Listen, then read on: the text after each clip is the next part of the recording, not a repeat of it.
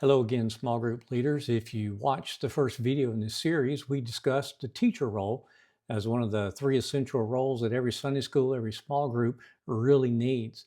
That was teacher, shepherd, and leader. Now, if you haven't watched that first video, I'd urge you to do that. Either go back and do it now or watch it after this one. For me, and I think most pastors, we value small groups, even beyond the Bible study part of it, because of the role they have in prayer and care of the people in our church and in our community. And those two things should flourish within this community of a small group or Sunday school. And that brings us to the second role of a small group leader, shepherd, guiding the group's care. Now, if you go read the Bible, and especially in certain places like John chapter 10, you'll see that the Bible is rich in this imagery of being a shepherd or shepherding. Jesus himself in John 10 is described as the good shepherd. And whether you realize it or not, as a small group leader, you are a shepherd too. Now, it's a role that can be incredibly rewarding. I can experience that from my own personal life. But at the same time, it can also be very challenging because it involves investing in people's lives. So, what does it mean to be a shepherd to your group? Well, it comes down to loving the sheep, being vigilant to guard them, and also understanding the stewardship that's involved in that role. So, how can we do that? Well, let's break it down a little bit farther. What are the responsibilities of a shepherd when we're talking about a small group setting or Sunday school? Well, this needed role of shepherd reminds us that small groups are more than just a Bible study time. It's about nurturing a deeper relationship and a deeper connection among all the members that extends well beyond the Sunday. Now, to see the big picture of this role, kind of focus on three key words: flock, community, and stories. These words illustrate what I think is the heart of shepherding, emphasizing that relational, but also that spiritual care that transforms a Bible study into a thriving Christ centered group. So let's talk about those three key words. The first one being flock. And that's just talking about guiding the prayer and care of your group. If you think about your small group, your Sunday school, as a flock that's been entrusted to your care with you as its shepherd. A shepherd, of course, is concerned for every person in the group, and they want to ensure that everyone feels valued, that everyone feels connected, and that everyone feels supported, in their life and especially in their church life. In the same way, your role as a small group shepherd involves overseeing the prayer and the care of your group members. Now, that doesn't mean that you have to do it all on your own, but you do have to make sure that it's happening. And it's not just during meeting times, but showing concern for people all during the week or throughout other times besides just on Sunday morning. Now, you might say, well, I thought our pastor was the shepherd of our church. And you're right, he is. The pastor is the shepherd of your church. But imagine the challenge of being one person and trying to shepherd all the people in your church. As a pastor of churches, I can tell you that that's a very daunting task to try to provide that care for every single person across the whole membership spectrum of the church. But think about this: you're with your small group week in and week out. So your role of shepherding your group, it doesn't replace your pastor's shepherding, but what it can do is it can extend it and it can also make it more effective. So look at this as an opportunity to partner with your pastor as you all the small group leaders and the pastor, as y'all work together to shepherd everyone within your church family. What you're going to begin to see, hopefully, is a transition from just a Bible class to a Bible community. And that can happen when you intentionally engage with your group. You treat them as a family in Christ. Your shepherding, what it can do is create an environment where needs are shared and where spiritual growth is nurtured. So that first key word when it comes to shepherding is to think about that word, is to think about flock, guiding the prayer and the care of your group. The second key word we mentioned was community. And this is about building connections beyond the lesson, right?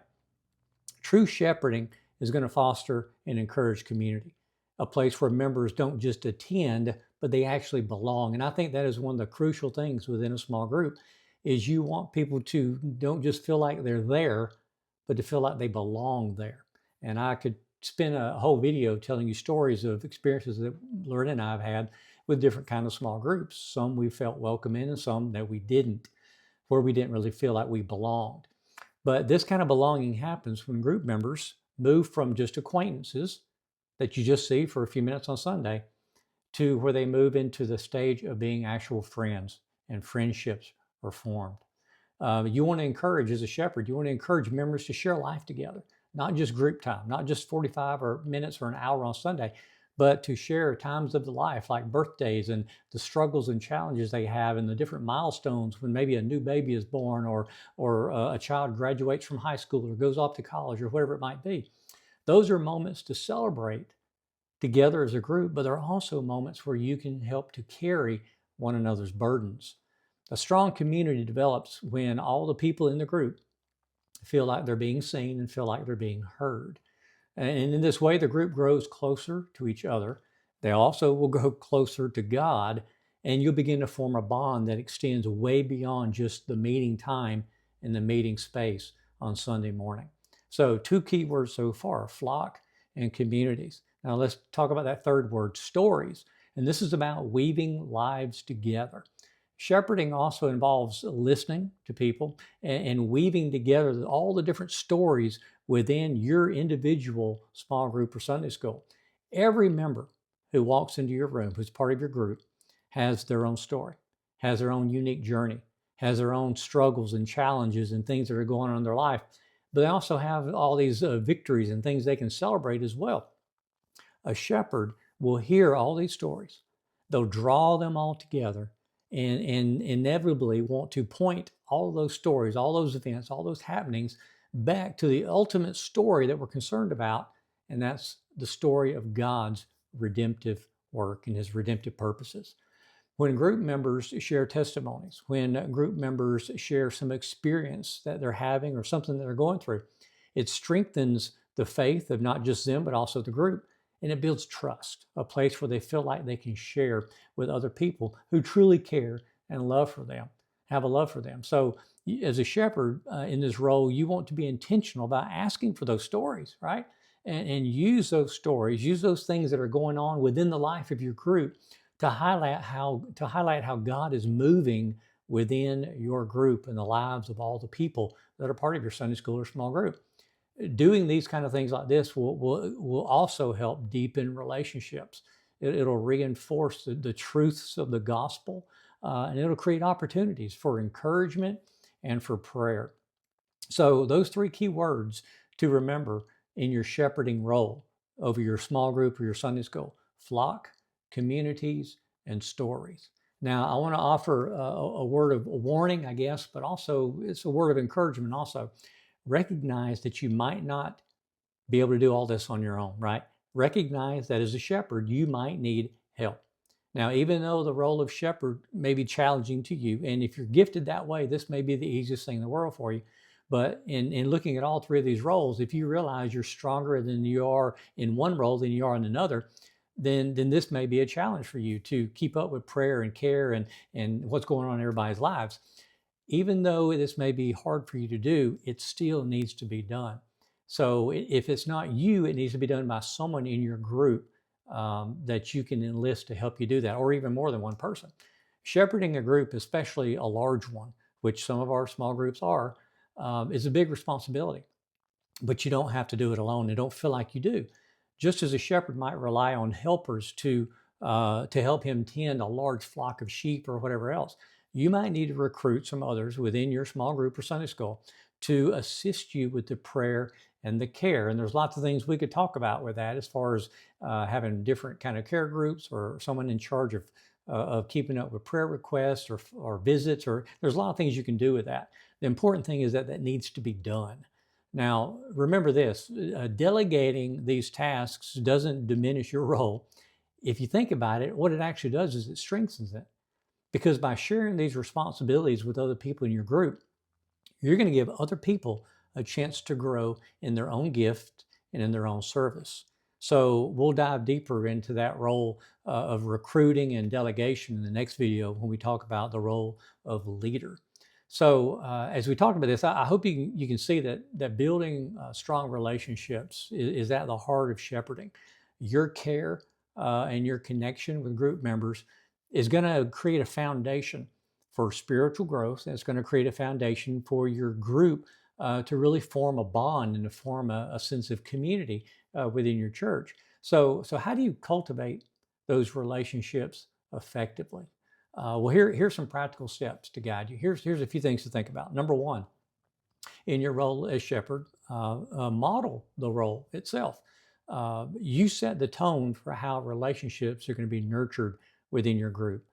Show what intentional care looks like by leading the way, right? By being an example. Demonstrate to your group what empathy and sympathy look like. Demonstrate what prayerfulness and praying for others looks like. Demonstrate to them what availability looks like as you take time to invest in other people's lives. And then what you do is you invite someone from the group to join you in this work. Remember, you don't have to do it alone. Mentoring them as they assist you with the prayer and the care. What you're doing is you're modeling the shepherding role, and that will hopefully create a ripple effect, and it'll encourage others to adopt that same attitude of care. So the first practical thing you can do as you try to build these relationships in your group is to model it, right? To show it to others. Number two, a very practical thing to do is to keep track of important moments. Details matter, right? When it comes to relationships. If you're married, just ask your spouse how important details are when it comes to relationships. If you just simply keep a record of meaningful dates and events in your group members' lives, that's going to go a long way to create real community and trust and friendships. Make sure you highlight everyone's birthday, wedding anniversaries, those kind of things that happen in people's lives. Even a small gesture like sending a card or just acknowledging those moments within your group time shows your members that they are valued and that someone cares about them, right? And those thoughtful efforts like that, really what they're doing ultimately is demonstrating God's love through your actions. So model shepherding, model it, show it as an example to others. And number two, keep track of important moments. Number three is stay connected regularly. Consistency is the key to building trust. So make it a habit to check in with your group members, even if you're not meeting in person. A quick text during the week, an email, a phone call, even a handwritten note, whatever it is, can go a long way in creating and maintaining that connection from Monday back to Sunday again.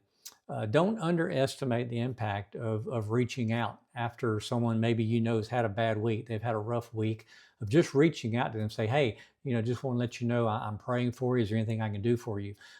There's nothing wrong with following up with maybe they have shared a prayer request that Sunday morning, following up later in the week and saying, hey, I just want to let you know I've prayed about that this week. How's it going? Those small actions will strengthen the bond within your group more than pretty much anything else. So stay connected regularly from Sunday throughout the week to the next Sunday. And then lastly, number four, another practical thing you can do is to show up in the hard moments.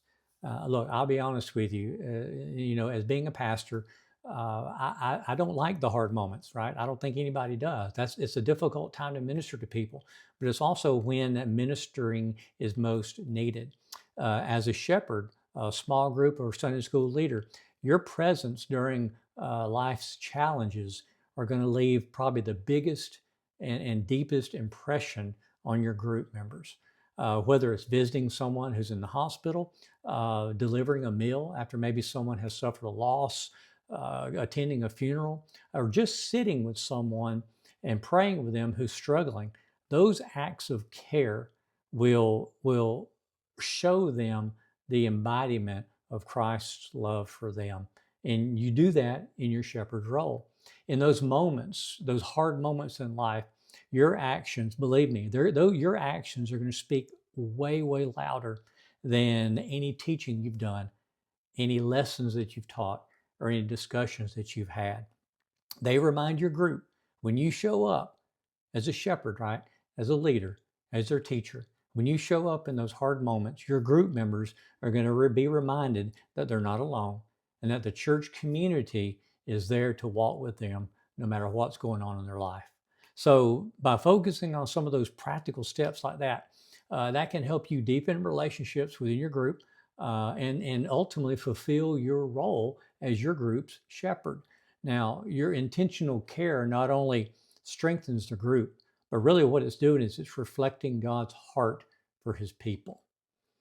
Relationships, they don't grow by accident. They require time. Relationships require effort, and relationships require a willingness to show up.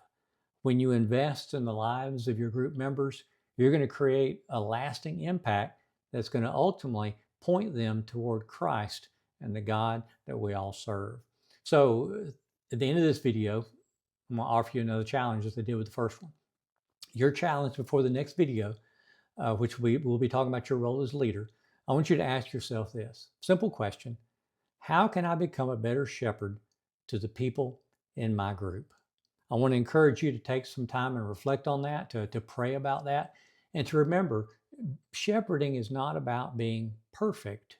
It's about being present, it's about being intentional, and it's about being faithful in caring for other people, especially those that your church, that your pastor, and that God has entrusted to you in your small group or your Sunday school class. So I hope that you have found some value in this real quick run through of the role of shepherd in your small group. The next video coming out soon will be on your role as leader. And by the way, Pastor, if you haven't been watching this, remember, I'd be glad to come and share this with your church or share something similar to this. I'd love to meet with you and talk about how we can create and develop something to help encourage and strengthen your small group ministry. You guys have a great and an awesome day. God bless. Bye.